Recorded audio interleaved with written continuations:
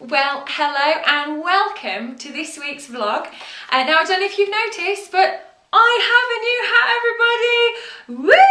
I'm very excited about it. I had some money for my birthday, so I had a bit of a hat splurge because I realised it's quite a few months since I'd bought myself a hat. And obviously starting to see the same hat every week, I was getting a bit lazy with the whole hattage. So I thought I'd extend my repertoire. Went to the accessorised sale, got this for £5, so a bit of a bargain. It's a little bit sparkly as well. Bought a couple of other hats as well, so over the next couple of weeks you will see a variety of hats. It's very exciting. Now, I asked for your questions and you asked me questions, so thank you so much for that. I've got some great questions this week, so I'm going to launch straight into them. First question is from Kath. Kath Eastman, hello, has asked me 2 questions. So this is Kath question number 1. Kath wants to know, with a book out a year and a crazy schedule, how do you hold on to your love of writing? It can be a battle. That's a really good question. When my first book was discovered on Autonomy, I was not prepared for how different it is to write as your job as it is to write just for fun when you feel like it. And particularly after Fairy Tale did so well, when I was writing the second book, a lot of you know that the year that I wrote Welcome to My World was a really tough year, just because I think I put a lot of expectation on myself. I was so worried about writing the disappointing second novel and all that kind of stuff. But at the time I kind of lost sight of what I loved about writing, and I was constantly thinking about keeping people happy and all of those kind of things that you really shouldn't have to worry about as a writer. As a writer, what you should be most concerned about is if you write a story that you're proud of. Because if you don't love your story, you can't expect anyone else to. And it was a real battle in my second year of writing to kind of get to something that everybody enjoyed. So what I made a really conscious effort with last year, and what I'm doing this year as well, is to write something that I really love. And those of you who are writers will know, when you write something and you read it back and you go, I wrote that. So I'm going for that. That's my benchmark. Not, you know, will it sell? What's going to be on the cover? What time of year is it coming out? It's all about the story. It's all about making that exciting. I also have my lovely friend Kim Curran, who you may have seen on Twitter, has now signed a brilliant 2-book deal, and she's going to be the next publishing phenomenon. And I'm so proud of her. But what's great as well for me is that she reads religiously every draft of my books, bless her heart, in whatever kind of rough state they are, and I get a real genuine response from her. So I kind of, she's sort of my image of somebody reading my book. So if I can make her smile and if I can make her really enjoy it, then I know I've got a good chance of entertaining other people as well. So that's been a really good way of getting around it. So I hope that answers your question. So Kath question number 2. Do I have a book that I'd like to write outside of the rom-com genre? And if so, would I write it under a pen name? Well, I do. I have actually got a book that's out with publishers at the moment. Whether anyone takes it on, I have no idea. It's called The Mystical Wombat's Guide to Life. And it's kind of a comedy urban fantasy. So if you like books by Neil Gaiman, sort of Douglas Adams, maybe Jasper Fforde, who are all my heroes, it's more in that vein. Obviously has a 3,000-year-old mystical wombat as one of the main characters, called Vinny. He's very Australian, he eats a lot of food. But it's kind of, yeah, a bit of a mad, crazy, madcap novel. And it's very different from the books that I write now, except obviously that comedy is quite an important part of my chick lit books, so it's naturally going to be a part of my other books as well. Now, if that does get published, I'll do it under a pen name. The current pen name that I think I like at the moment, although you know this could change, is Ellis Parker. Ellis is my mum's maiden name and Parker is my grand's maiden name, so I thought it'd be quite nice to sort of do that. And it's really just because when you become really sort of synonymous with a particular type of writing, then writing in under a different name can just be a different way into things, and it means that people can kind of take you on the merits of what you've actually written rather than who you are or what you're known for, if that makes sense. I still can't get over the fact that I'm known for anything other than, you know, like whittering into a camera once a week in a mad hat. So yeah, and there are other things that I'd like to write. I have a children's story idea that I've had for years that I'd quite like to sort of see if I could do anything with.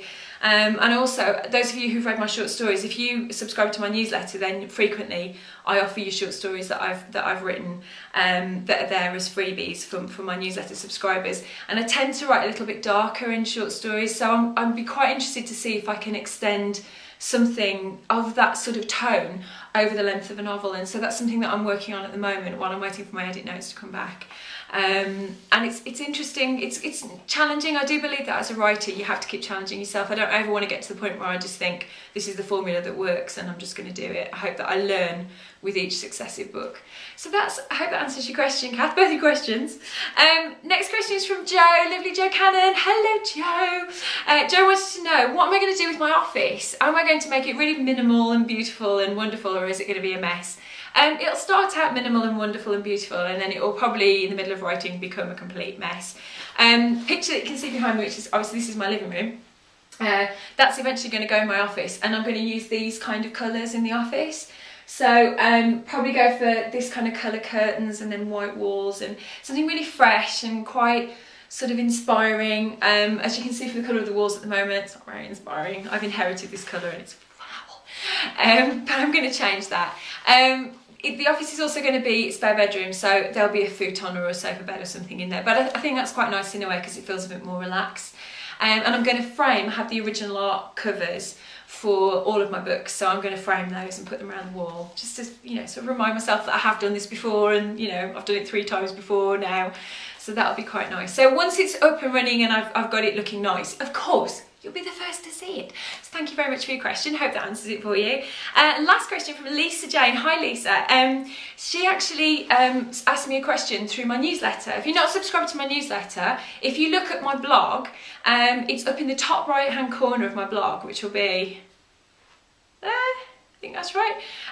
There's a little sign up form, and once a month you get a newsletter from me, and there's freebies. We gave away a designer bracelet this month, which had loads and loads of entries, which was great, and all sorts of competitions and giveaways and stuff is all going to happen in there, and free stories as well, as and when I write them. So Lisa is one of my newsletter subscribers, and this is her question, so thank you very much. What inspired you to write your first novel, and how long did it take? I wanted to write something set in New York because I couldn't afford to go there, and I thought it would be good to research, because I do enjoy research, so it would be good to research the novel, research the city set there. I didn't realise it was a novel, I thought it was just a long story that I was writing. So for about the first year and a half I didn't realise it was a novel, it was just something that I did for fun. It took about 7 years from start to finish because it was as and when, so sometimes I'd have a week of writing and then wouldn't write anything for 6 months. So I don't know how much time in actuality it took, but it was over a long period of time because it was just a hobby, and I never really expected anyone to read it, let alone for it to be published. So obviously the sort of my successive novels since I've actually been signed to Avon have been a lot quicker. Generally the first draft is between about a month and a half and 2 months to write, so it's a lot faster than it was. But yeah, so I hope that answers your question. So what have we been up to this week? Well, resting actually, catching up on some sleep. I'm waiting for my edit notes to come back for When I Fall in Love. As soon as I get those back I will show you them and show you the kind of things that I'm being asked to do. I have read back the novel. I left it a week and then I came back and read it again. It's okay, it needs work, but then first drafts always do. I think the basic story is there. I think the ending's going to get you. That's all I'm saying, because it made me cry. At one point, a couple of times when I was writing it, I cried, and I think that's obviously a good thing. Either that or I'm just a wuss. So yes, I'm waiting for those to come back. I'm working on some ideas for book 5. Trying to get it in early because I'm getting married this year. Really don't want to be writing while I'm getting married. It would be quite annoying. And then also I've got other ideas that I'm sort of working on as well, so we'll wait and see what happens. So that's it for this week. Thank you so much for your questions. Keep them coming in, because remember, your questions decide what I do next time. So if you want me to go out and about with my camera, I can do that. As long as we haven't got any more snow, it'll be fine. Anything you want to know about the writing process, anything you want to know about my books, anything you want to know about my lovely picture behind me, Wilkinson's £10 bargain, just ask me a question. Either email me mirandawordy@gmail.com, pop your question in the box underneath this vlog, and I'll try and answer them for you next week. Until then, take care, have a great week, and I'll see you soon. Bye. It's about time, it's about